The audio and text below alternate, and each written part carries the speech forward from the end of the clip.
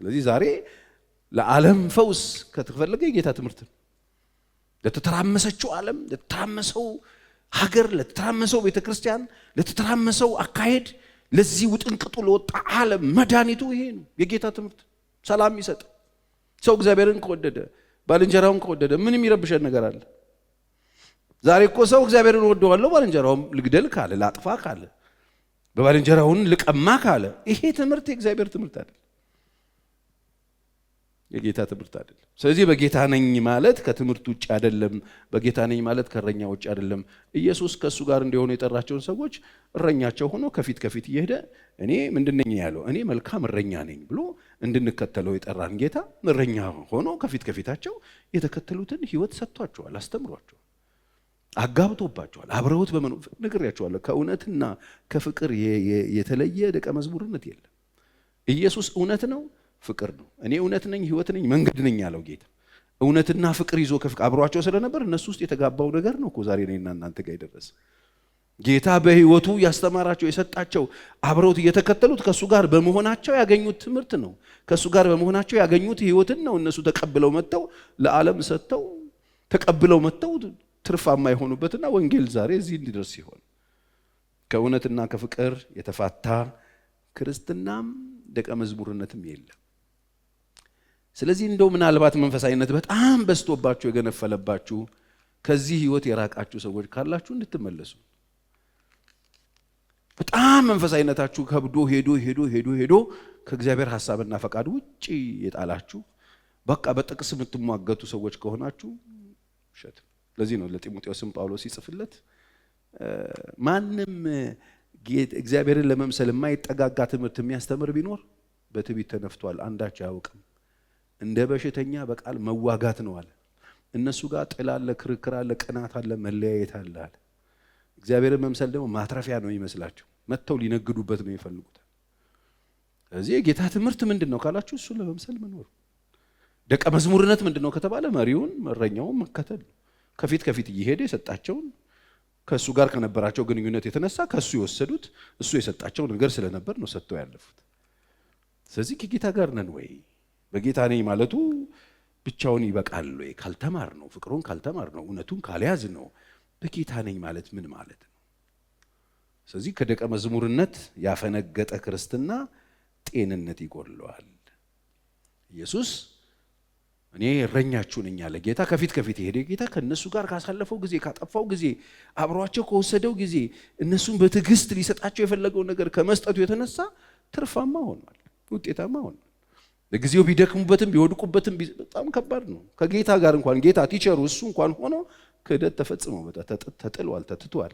ሰዎች በተለያየ ምክንያት በገጠመው ጊዜያዊ ችግር ተበትነዋል፣ ሸሽተዋል፣ ተጣፍተዋል። ከሄዱበት ነው እንደገና እየለቃቀመ ግማሹን ስራ ጀምሮ ከባህር ዳር እየመለሰ ግማሹን ወደ አገር ቤት ሲመለስ እና አግሪጳን መንገድ ላይ እየመለሰ ግማሾቹ በር ዘግተው አዝነው ተቀምጠው ከፍቶ በሩን ሳያንኳኳ በሰላም ለእናንተ ይሁን ብሎ ገብቶ አለማመናቸውን የልባቸውን ጥንካሬ ነቅፎ እንደገና ነው ይህንን የሞተበትን ጉዳይ የሰጣቸው። እንደገና ነው ሊሸኙት ከ40 ቀን በኋላ ቢታንያ ላይ ሲሞቱ በቃ የትም እንዳትሄዱ ወዴትም እንዳትሄዱ ኃይልን ሳትቀበሉ ብሎ ጸጋውን መንፈሱን እንደገና ሰጥቷቸው እንደገና ተሰጥቷቸው ተነስተው ነው እሳት ለብሰው እሳት ጎርሰው ዓለምን ያጥለቀለቁት። ምኖቹ ደቀ መዛሙርት በሉኝ እስቲ፣ ደቀ መዛሙርት። ስለዚህ እውነተኛ ደቀ መዝሙር አብሮ የሆነና ይማራል፣ አብሮ የሆነና የሚወርሰው ነገር አለ።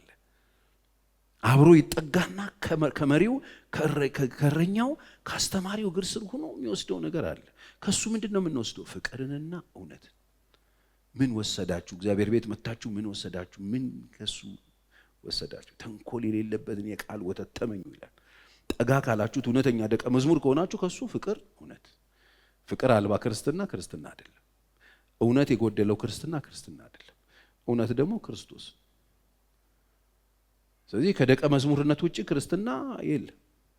የተጠራ ነው ደቀ መዝሙር እንድንሆን፣ በጌታ ነኝ እንድንል ሳይሆን ደቀ መዝሙር እንድንሆን። ደቀ መዝሙር ምንድን ነው? መሪውን፣ እረኛውን፣ አስተማሪውን ለመምሰል የሚጥር ከትናንት ዛሬ የተከተለ ግርግር ስር እየሄደ አስተማሪው የሚያደርገው ለማድረግ የሚታትር፣ የሚደክም፣ የሚወድቅ፣ የሚነሳ እሱ የሚለውን የሚሰማ፣ የሚማር በቃ ይሄን እኮ ነው በቃ ሰጠ። ሂዱ፣ ይሄ እኮ ትእዛዝ እኮ ነው። ሂዱ አስገባ በወልድ መንፈስ ቅዱስ ያጠመቃችኋቸው ያዘዝኳቸውን እያስተማራችኋቸው ምን አድርጓቸው? ስራው እሱ ነው። ለዚህ ነው ጳውሎስም ጢሞቴዎስን ሲመክረው ታስታውሳላችሁ። ዝም ብሎ አይደለም እነሱ ማሳስገበስ ለታመኑ ሰዎች ነው ወንጌልን የሰጡት። እነሱም ገብቷቸዋል ከጌታ ጋራ። ያው የጳውሎስ ጥሪ ከሌሎቹ ደቀ መዛሙርት ለየት ያለ ቢሆንም በጥፋት ጎዳና ላይ በሚሮጥበት ጊዜ ደማስቆ ላይ ተገናኝተው ከጌታ ጋር ፈልጎት መጥቶ በብርሃን ጥሎት ታስታውሳላችሁ። ሳኦል ለምንድን ነው የምታሳድደኝ? ለምንድን ነው የምታሳድደኝ? ማን አንተ? የምታሳድደኝ ናዝሬቱ ኢየሱስ። የቱ ኢየሱስ? ይሄ መጥቶ ሞቶ ተነሳ እየተባለ የሚወራለት አያምንበትም እኮ እሱ። ከዚህ በኋላ የመውጊያውን በትር ብትቃወም ይብስብሃል። ረፍ ጌታ ሆይ ምን አደርግ ዘንድ ትወዳለህ? ምን ላደርግልህ? ሂድ፣ የምታደርገውን ይነግርሃል። አስተማሪ ነበር። ሂድ አናንያ ይጸልይሃል፣ መንገዱን ይነግርሃል። እኔ አንተን የጠራኸው ስሜን እንድትሸከም ስለ ስሜ መከራ እንድትቀበል ነው። በቀጥሬ ነው። ስሜን ትሸከማለህ፣ የኔን ስም ስለ እኔ ስም መከራ ትቀበላለህ። ይሄን ተቀብሎ ሄደ። ሐናንያ ጸለየለት፣ ተነሳ፣ ቁጭ ብሎ የእግዚአብሔርን ሐሳብ ተማረ። ከዛ አስተማረ፣ ሰጠ፣ ሞተ። ክርስትናችን የቱ ጋር ነው ያለው? ወገኖቼ አድጋችሁ ጨርሳችሁ በጣም ብዙ ሰዎች አላችሁ እዚህ ሀገር። በጣም የሚያስገርም ነው። ብዙ ሰው አድጎ ጨርሶ። ለዚህ ነው ለመማርም ለመስማትም ለመግለጥም የእግዚአብሔርን ነገር ለመቀበልም ብዙ አፒታይት። ለዚህ ነው ከጊዜው የተነሳ አላቸው ለዕብራውያን ጸሐፊ፣ ከጊዜው የተነሳ አስተማሪዎች ልትሆኑ ሲገባ ገና እንደ ሕፃን ልጅ ወተት ጋትጓቸዋል። ለምን ሲባል ሰው መጥቶ ከነዳይፐሩ ነው ቁጭ የሚለው። አስተማሪ መሆኛ ጊዜያችሁ ነበረ የወሰዳችሁት ያጠፋችሁት ጊዜ፣ የተከተላችሁበት ጊዜ፣ በጌታ ነኝ ያላችሁበት ጊዜ፣ እሱ ጊዜ የወሰዳችሁት ጊዜ፣ ያጠፋችሁት ጊዜ፣ እሱ ያውድ ጊዜ አድጋችሁ አስተማሪ መሆን የሚገባችሁ ጊዜ ላይ አሁን እንደገና እንደ ሕፃን እንደዚህ ወተት ጋትጓችሁ ይላችሁ። ምክንያቱ ምንድነው ሲባል ብዙ ሰው ደቀ መዝሙር ለመሆን አያስብም። በጣም ብዙ ሰው የቸርች ሜምበር ነው። የሆነ መጋዘን መጥቶ የሆነ አዳራሽ መጥቶ የሆነ አጥቢያ ገብቶ ሲገባ የውሃ ጥምቀት ሲወስድ የጨረሰን የመሰለው ክርስትናው ምንም የሚያስፈልግ አይመስለው። የተጠራበት ጉዳይ ጠፍቶበት፣ ለምን ጌታ እንደጠራው፣ ለምን እንደተሰበሰበ፣ ለምን እንደመጣ ጠፍቶበት በጣም የሚያስገርም ነገር እየሰራ ታገኙታላችሁ። ከተልእኮ ውጪ፣ ከጥሪ ውጪ፣ ከትምህርቱ ውጪ፣ ኢየሱስ ክርስቶስ ሰዎችን ከፈለገበት ፕሮግራም ውጪ ተሰብስበን ሌላ ነገር ውስጥ ነው ያለነው። የተፈለገው ደቀ መዝሙር ነው። የተማረ ደቀ መዝሙር ምን የተማረ? የእግዚአብሔርን ፍቅር የተማረ ምን የተማረ? ባልንጀራን መውደድ የተማረ። ፍቅር አልባ ክርስትና አይደለም፣ ፍቅር ያለበት ክርስትና። ሌሎችን የሚወድ፣ ለሌሎች የሚራራ፣ ለሌሎች የሚጸልይ፣ ሌሎች ልብ ያለው፣ ሌሎች የሚሳሳ ክርስትና። ይሄ የሚመጣው ከየት ነው? እግዚአብሔርን ከመውደድ ውስጥ ነው። እግዚአብሔርን ከማወቅ ውስጥ ነው። እግዚአብሔርን ከመፍራት ውስጥ ነው። እግዚአብሔርን ሐሳብ ከመቀበል ውስጥ ነው። ይሄን ከተቀበልን ወጥተን እንሰጣለን። ያልተሰጠንን ልንሰጥ እንችል። ሐዋርያ ጳውሎስ ለዚህ ነው መጽሐፍ ቅዱስ ሁለተኛ ጢሞቴዎስ ምዕራፍ 3 ላይ ለልጁ ጢሞቴዎስ እንዲህ አይነት ግንኙነት ነበራቸው። የአስተማሪና የተማሪ፣ የአስተማሪና የደቀ መዝሙር ግንኙነት ስለነበራቸው ትምህርቱን ምን ብሎ ነው የሚያስተምረው? እንደዚህ ይለዋል። 3 ላንብብላችሁ፣ ምዕራፍ 3 ከቁጥር 10 ጀምሮ። አንተ ግን ይለዋል ጢሞቴዎስ ትምህርቴን፣ አያችሁ እውነተኛ ደቀ መዛሙርት ትምህርት አላቸው። ትምህርቴን፣ አካሄዴን፣ ሐሳቤን፣ እምነቴን፣ ትዕግስቴን፣ ፍቅሬን፣ መጽናቴን፣ ስደቴን፣ መከራዬን ተከትለህ ይለው። ሲመጣ ጳውሎስ ለጢሞቴዎስ የሚከተለው ነገር ይሰጠዋል። የሚከተለው ነገር ምንድን ነው ካልከኝ፣ ብሬክ ስሩ ምናምን አይደለም፣ ጥርመሳ ምናምን አይደለም፣ የማሸት የማፍራት የመንቦርቀቅ ምናምን አይደለም። ትምህርት አለ፣ አካሄድ አለ፣ ሐሳብ አለ፣ እምነት አለ፣ ትዕግስት አለ፣ ፍቅር አለ፣ መጽናት አለ፣ ስደትና መከራዬን አለው ምን ብለህ ተከትለህ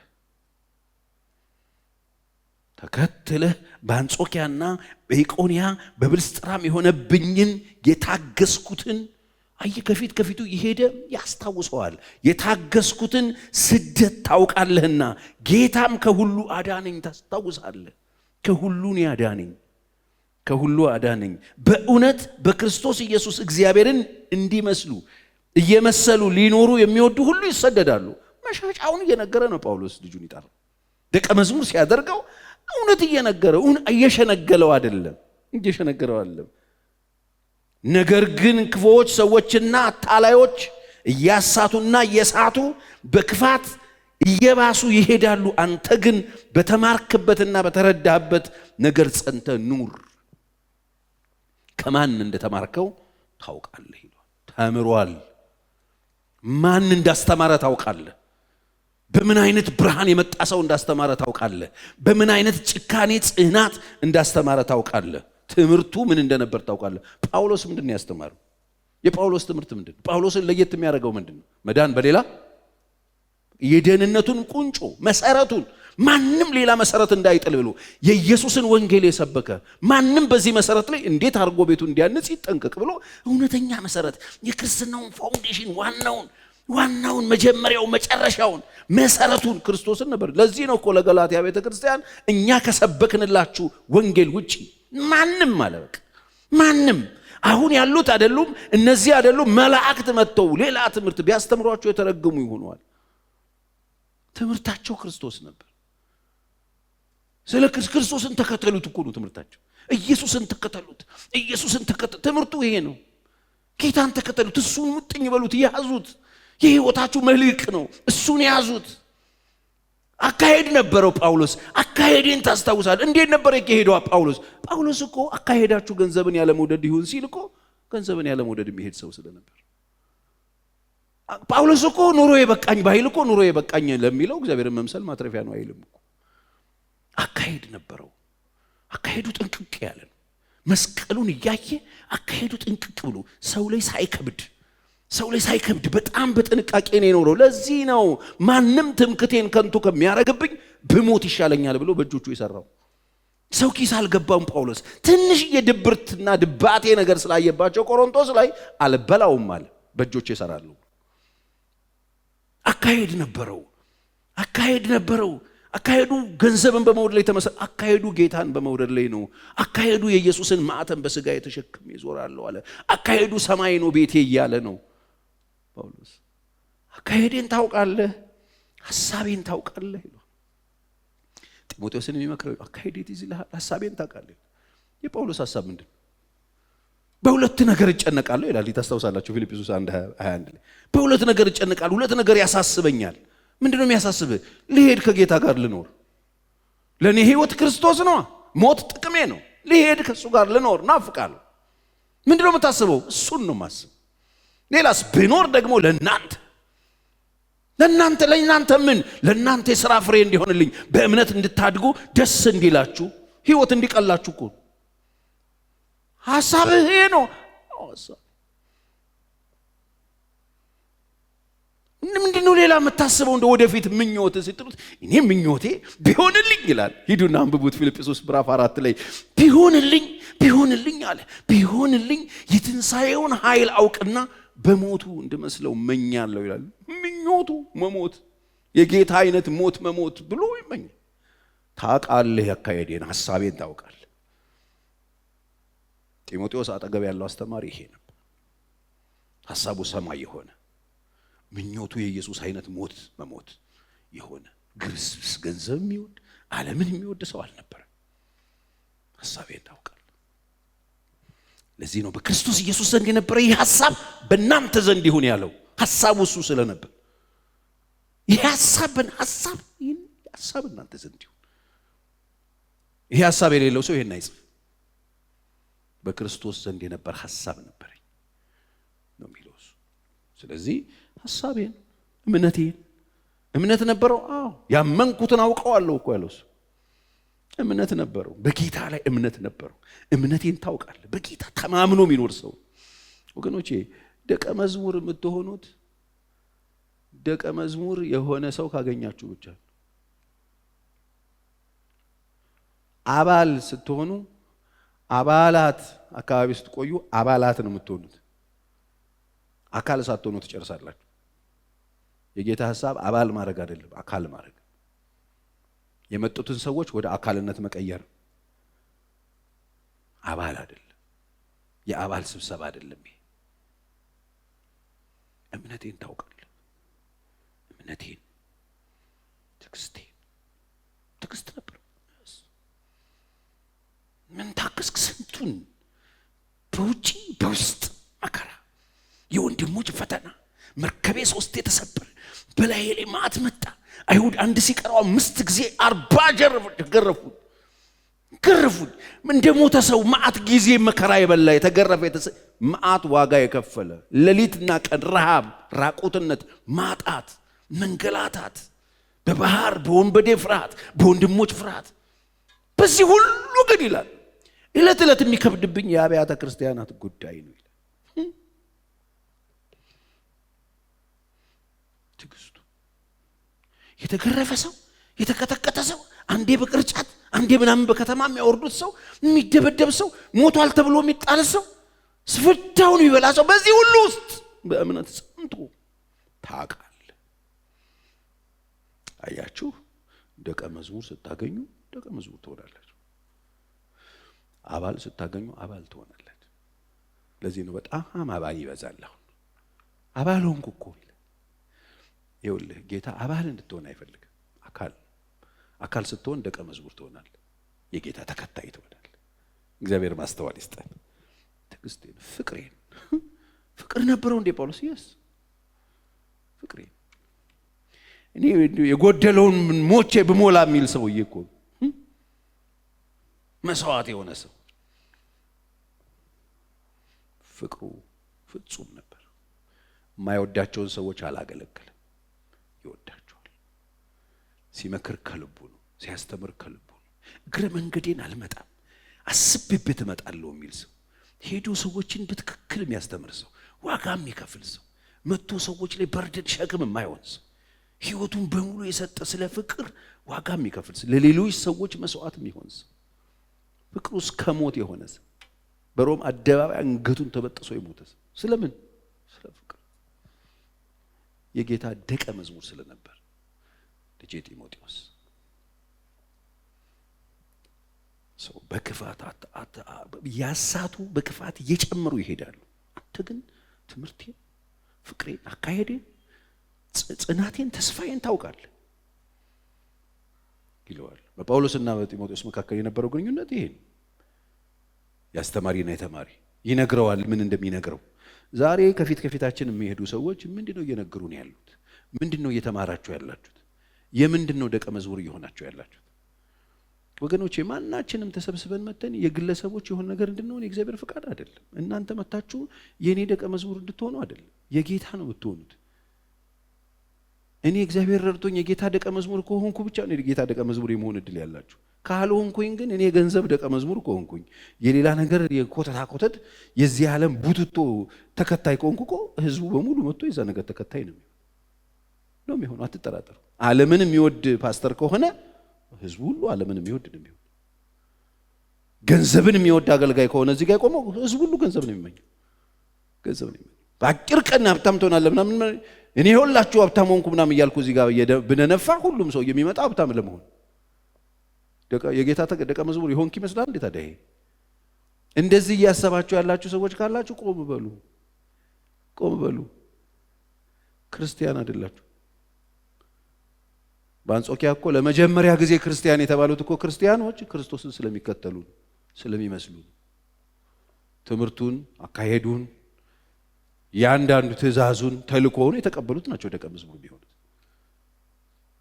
በጌታ ነኝ ብለን ደቀ መዝሙርነትን አውጥተን ጥለን የምንከተለው የተሽጎረጎረ ነገር ከሆነ ትክክል አይደለም። መጽሐፍ ቅዱስ እንደሱ አያስተምረንም። ጳውሎስ ለዚህ ነው ለጢሞቴዎስ ትዕግስቴን፣ ፍቅሬን፣ መጽናናቴን፣ ስደት ነበረው። ደቀ መዝሙሩ ተሰዷል ከሀገር ስለሱ ጊዜ የለም አላወራም። መከራዬን ተከተል። አሁን ተከተል ነው የሚለው። አያችሁ፣ ደቀ መዝሙር ምንድነው የምትከተሉት? ለዚህ ነው እስር ቤት እንኳን ሆኖ ለፊልጵስዩስ ሰዎች ሲጽፍ እኛን የምትመስሉ ሆኑ ይልና ወይም ምሳሌ ሊሆኑላችሁ የሚችሉትን ሰዎች ተመልከቱ ብሎ እኮ ነው። የምትከተሉትን ራሱ ይመርጣል እሱ። ለፊልጵስዩስ ሰዎች ሲጽፍ እያለቀሰ የጻፈበት ምዕራፍ ላይ ተከተሉ፣ ወይ እኛን ምሰሉ ወይ ደግሞ ምሳሌ ሊሆኑላችሁ የሚችሉትን ተከተሏቸው ነው የሚለው። ማንን እየተከተላችሁ? ምን እየተከተላችሁ? የምትከተሉት ነገር በጣም ወሳኝ። እግዚአብሔር ማስተዋል ይስጠን። ስለዚህ ምንድነው ፓስተር ቸሬ ዛሬ ማታ ልትነግረን የመጣው? የቤተ ክርስቲያን ዋና ዓላማ ምንድነው? ሁለት ነገር ነግራችኋለሁ። መግቢያ ላይ ነግሬያችኋለሁ። ምንድነው ዋና ዓላማዋ? ሁለት። አንደኛ እነዚህን ሰዎች አስተምራ የዓለም ብርሃን ማድረግ ነው ተልእኮ። የውጭ ጉዳይ ፖሊሲው ባለፈው ሳምንት ነክቼዋለሁ። ማቴዎስ 5:13 ላይ ያለው የዓለም ብርሃን ማድረግ። የዓለም ብርሃን ለመሆን ደግሞ ብርሃኑን ሰው መጫን አለበት። ደቀ መዝሙር ሐሳቡን ተምሮ ሰምቶ መውጣት አለበት። ይሄ ነው እሱ። ስለዚህ ይሄ ጥያቄ በተለያየ መንገድ ሰው ሊጠይቅ፣ ምንድነው ዓላማው? የጌታ ዓላማ በእኛ ህይወት ምንድነው? ምናምን እንዳልኩት ነው። ከዚህ በፊት አገልጋዮች ስልጠና አንስቼው ነበረ። ምንድነው አንደኛ የሚል ነገር የነበራችሁ ሰዎች ታስታውሱ ይሆናል። ይሄ እንዳለንበት ሁኔታ ቅድም እንዳልኳችሁ አንዳንድ ሰዎች መጋቢነት ነው አንደኛ የሚሉ ሰዎች ከሆኑ ያው ስለ መጋቢነት በቃ የተለያዩ ርዕሶች እየመረጡ መመገብ ነው። ሰባኪዎች ከሆኑ ደግሞ ስብከት ነው፣ ወንጌል ማሰራጨት ነው። ዘማሪ ከሆነ ደግሞ አምልኮ ነው። ዋና ዓላማው ማምለክ ነው። ዋናው ዴሊቨረንስ ነው፣ አጋንንት ማስወጣት ነው። የጌታ ጸጋ በመካከላቸው አለ እንዲባል ትንቢት ነው የሚል አለ አይደል? ኃይል አገልግሎት የሚሰጠው እሱ ነው። ነብዩ ደግሞ መተንበይ ነው፣ ዛሬማ መገለጥ ማውጣት ነው ይላል። ያ ዘማሪው አምልኮ ነው ሲል፣ ሰባኪው ዋናው ወጥቶ ወንጌል ማስረጨት በየአውቶቡሱ በየታክሲ ውስጥ ምናምን ነው ሲል፣ ሁሉም የየራሱን ነገር ይላል። ምንድነው ዋናው ካላችሁ ብርሃን መሆን። አምልኮም አይደለም ስብከትም አይደለም። ሺህ ጊዜ ቁጭ አድርጌ የሚያስደሙ ትምህርት ባስተምራችሁም የሚያስተምሩ ሰዎች ግስ ብትቀመጡም እሱም አይደለም። የጌታ ዓላማ ከተማሩ በኋላ ብርሃን እንዲሆኑ ነግሬያቸዋለሁ። ቤተክርስቲያን ስትመጡ ቻርጅ ትደረጉና ሄዳችሁ እንድትበሩ ነው፣ ብርሃን እንድትሆኑ። አንደኛ የቤተክርስቲያን ዓላማው ይሄ ነው። አሁን ናት ወይ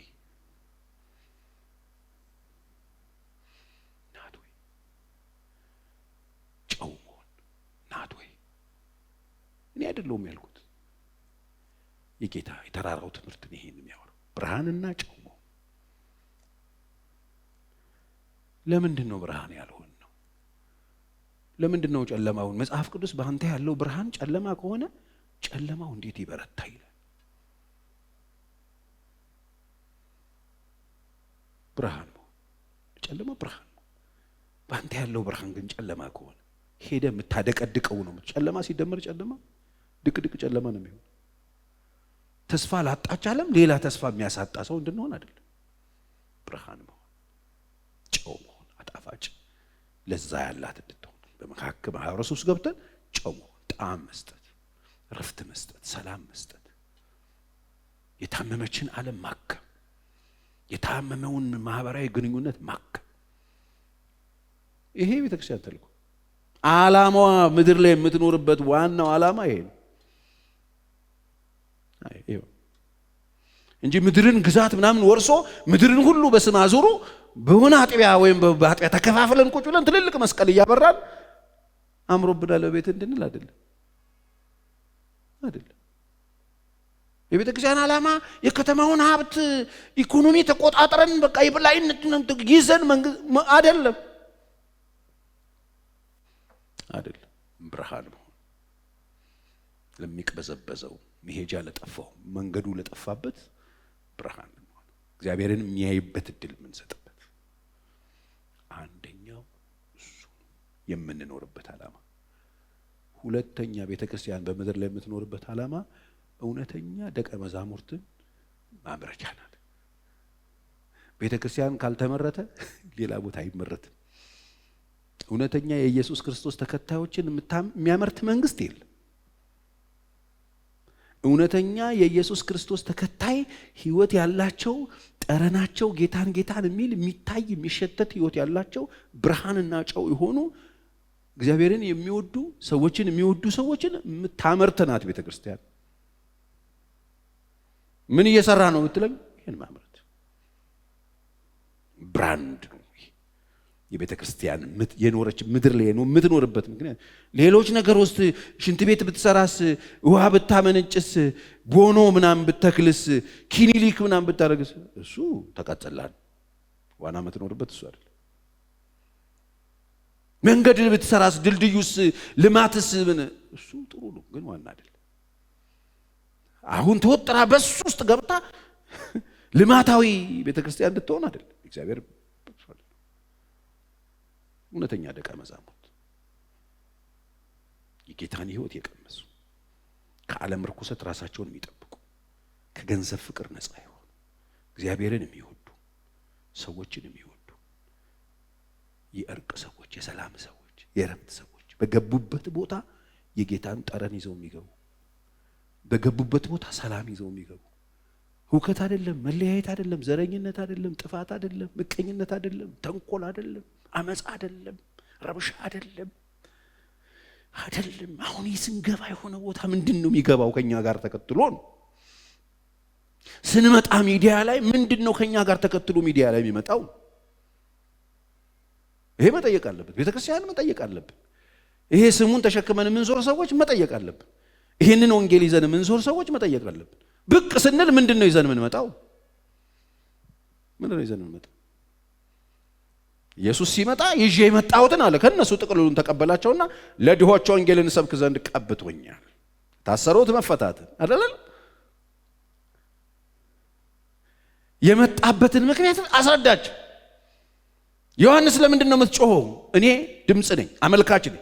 ሁሉም የመጡበትን ያውቃሉ። ቤተክርስቲያን የመጣችበት ምክንያት ብርሃንና ጨው ትሆናለች፣ እውነተኛ ደቀ መዛሙርቶችን ታመርታለች። የማቴዎስ ወንጌል የነገርኳቸው 28 ከ18 ጀምሮ ተልኮ ይሄ ነው።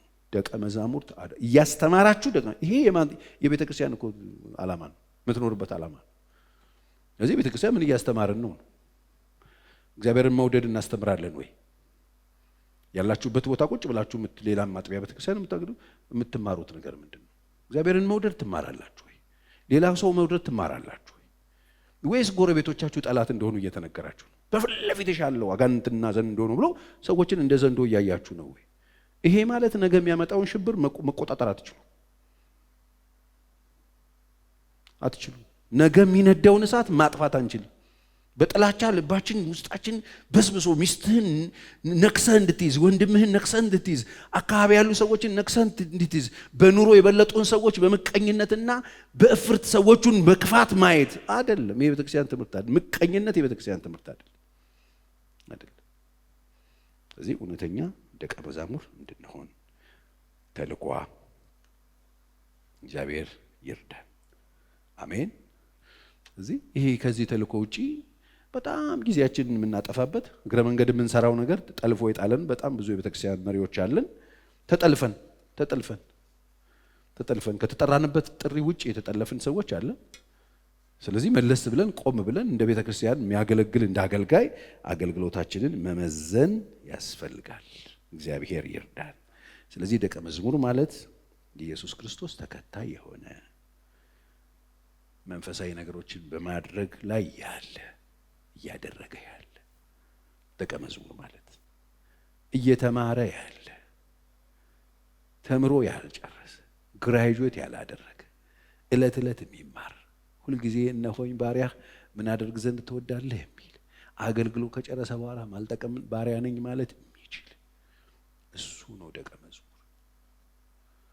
ስለዚህ ምን እየሰራችሁ ነው እዚህ ያላችሁት ከተባለን የምንሰራው ይሄ ነው። ኢየሱስ 3 ዓመት ተኩል የደከመው 12 ሰዎች ላይ፣ ፓስተር ቸሬ ደግሞ ከኢየሱስ ለ3 ብዙ ጥፍ። አይገርማችሁ?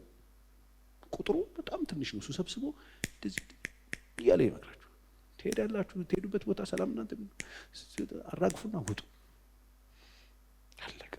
አስታርቁ። ያስተራረቁ ብፁዓን ናቸው፣ መንግስተ ሰማይ የነሱ ናት አይደል? ድሆች በመንፈስ ድሆች የሆኑ ብፁዓን ናቸው፣ መንግስተ ሰማይ የነሱ ናት። ተመልከቱ፣ መንፈስ ድሆች የሆኑም አቅም የሌላቸው አቅማቸውን ሁሉ እግዚአብሔር ያደረጉ ማለት። ስለዚህ እውነተኛ ደቀ መዛሙርት አቅማቸው፣ ጉልበታቸው፣ ብቃታቸው የሚኖሩበት ጉዳይ ሁሉ ነገራቸው እግዚአብሔር የሆነ ማለት ነው። እግረ መንገድ የምንሰራቸው ነገሮች ይኖራሉ። በጎ አታድርጉ አላልኩ፣ መልካም አድርጉ። መጽሐፍ ቅዱስ የነገረን ይሄን፣ ዮሐንስም በመልእክቱ የነገረን ይሄን አይደለ? ወንድሙ አንዳች የሚያስፈልገው ነገር ሲያጣይቶ ያራራ የእግዚአብሔር ፍቅር እንዴት በርሱ ይኖራል? እንዴት ይኖራል? ስለዚህ በአንደበትና በቃል አንዋደድ በስራና በእውነት እንጂ ይላል። በቃ ህይወት ያለው እግር ያለው እጅ ያለው አፍ ያለው መራመድ የሚችል የሚንቀሳቀስ ክርስትና እንዲኖረን የተጠየቅነው። ለዚህ ነው ዮሐንስ ነፍሳችንን እስክንሰጥ ድረስ የሚገርም ክርስትናው ሀገሩ ምን ያህል ሩቅ እንደሆነ እኛ ጨርሰን በቃ አዳራሽ ስንሰርተን ስንጨርስ መብራት ስናበራበት ስንሰበሰብ ቆንጆ ሳውንድ ሲስተም ስንገዛ ያለቀ መሰለን እንጂ ነፍሳችንን ስለ ወንድሞቻችን እስክንሰጥ ድረስ እየጠበቀን ነው ይሄ ወንጌል። ይሄ የደቀ መዝሙር ትምህርት ነው። ስለዚህ ደቀ መዝሙር ስንሆን በቃ ጌታውን ይመስል ወይ ሰውዬ እሱን ይመስላል። እስቲ ቼክ አድርጉ ከሆነ ሰው ጋር እስቲ አንድ ቀን ሙሉ አሉ የዛ ሰውዬ ነገር እናንተ ላይ ይመጣል። አይገርማችሁ? የኋላችሁት ሰውዬ ዝም ብለህ ከዶክተር ጋር ስትውል የሆነ ሐኪም ይሆንክ ይመስላል። ቤት ሄደህ መድኃኒት ታዛል። ምንድን ነው ያለ? ምንድን ነው የሚሰማ? ምንድን ያልከኝ ምናምን ትላለህ። እስቲ ከሆነ አንድ በጣም ፕሮፌሽናል የሆነ ነገር ከሚሰራ ሰው ጋር ዋለ በቃ የሆንክ ነው ይመስል። ቀን ሙሉ ሲያወራል እስቲ ስማው። በቃ የሆንክ ነው ይመስል። የተከተልነው ነገር ወደዳችሁም ጠላችሁም ዶሚኔት ያደርገናል፣ ተጽዕኖ ያደርግብናል። ማንን እየተከተላችሁ ነው? ማንን ለመምሰል ነው የምትጥሩት? ጳውሎስ ልጁን ጢሞቴዎስን እኔ ትምህርቴን ታውቃለህ፣ አካሄዴን ታውቃለህ፣ ጽናቴን ታውቃለህ፣ መከራዬንም ታውቃለህ፣ እምነቴንም ታውቃለህ፣ ፍቅሬን ታውቃለህ፣ እያንዳንዱን ነገር ታውቃለህ። ስለዚህ ተከተል እሱ። እግዚአብሔር ይርዳ። የምትከተሉት አያሳጣችሁ። አንገቶቻችን ዝቅ አድርገን እንጸልያለን። አሁን ማንን ነው መስለው? በእውነት ጌታን ኢየሱስ ክርስቶስን እየመሰሉ ሊኖሩ የሚወዱ ቢኖሩ ይሰደዳሉ። ጌታ ሆይ አንተን እየመሰልኩ እንድኖር እርዳኝ በሉት። መንፈስ ቅዱስ እናመሰግናለን። መንፈስ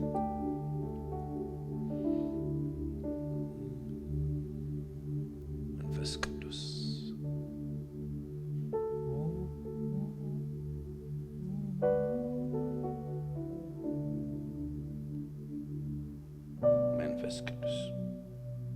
ሁላችንም ተነስተን እንቆም።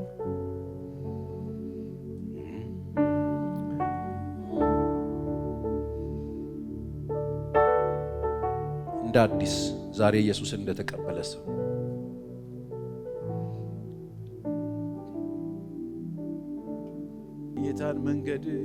የጌታን መንገድ እከተላለሁ፣ የጌታን መንገድ እከተላለሁ፣ የጌታን መንገድ እከተላለሁ፣ ወደ ኋላ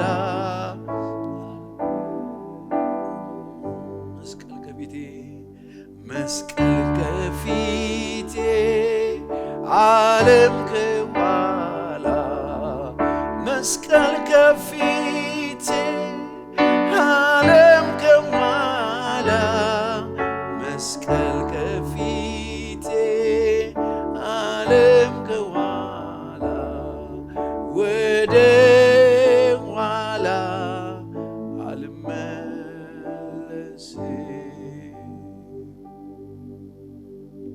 ጌታ ሆይ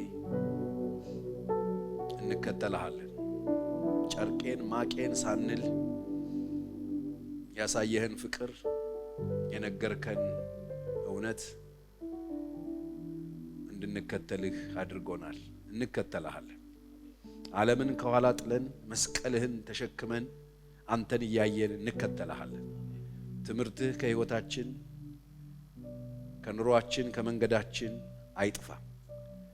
አንተን በመውደድ ባልንጀራን በመውደድ ብርሃንና ጨው በመሆን እውነተኛ ደቀ መዝሙር መልክ ይዘን እንድንኖር እርዳን።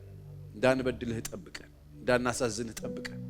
ትምህርትህ የተለየው ደቀ መዝሙርነትን ከሕይወታችን ምታው። ያንተ ትምህርት የሌለበትን አማኝነትን ከኛ ሕይወት አጥፋው። ያንተ ትምህርት ያለበት ያንተን ትምህርት የሚከተል የሚኖር የሚታይበት የሚያፈራ አማኝ እንድታረገን እንለምንሃለን። በፍቅርና በእውነት እግዚአብሔር ልጆችህን ሰብስበህ ከፊት እየሄድክ እንደ እረኛ አስተምረህ ባሮችህ እስከ ሞት ራሳቸውን ታምነው እንዳለፉልህ እኛም ላንተ ታማኞች እንድንሆን ለትምህርትህ ልባችን ክፍት እንዲሆን የዓለም እግዚአብሔር አባት ርኩሰትን እየተጸየፍን አንተን እያየን ፍጻሜያችን በቤትህ እንዲሆን ትውልድ ምሳሌ እንዳያጣ እግዚአብሔር አባት ሆይ ምሳሌዎች እንድንሆን እርዳን።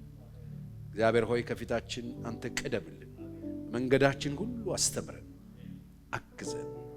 እዚህ ያሉ ቅዱሳን ሁሉ በስምህ ይባረኩ፣ በነገር ሁሉ ልጆችህ የተባረኩ ይሆኑ።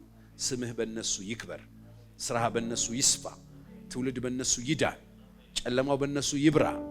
እቺ ሰላም ላጣች ረፍት ላጣች ምድር እግዚአብሔር ሆይ በረከት አርጋቸው፣ የእረፍት ምክንያት አርጋቸው፣ የሰላም ምክንያት አርጋቸው። እግዚአብሔር ሆይ ስለነበረን ጊዜ እናመሰግናለን። እግዚአብሔር አምላክ ይባርካችሁ፣ እግዚአብሔር አምላክ ይጠብቃችሁ፣ ክፉን ከናንተ ያርቅላችሁ፣ አይናችሁን ይክፈትላችሁ፣ የልቦናችሁን አይን ያብራላችሁ፣ ሰላሙን ይስጣችሁ፣ ደስ ያሰኛችሁ። አንድ ቀን በክብር በመንግስተ ሰማይ እንገናኝ። ደህና አደሩ።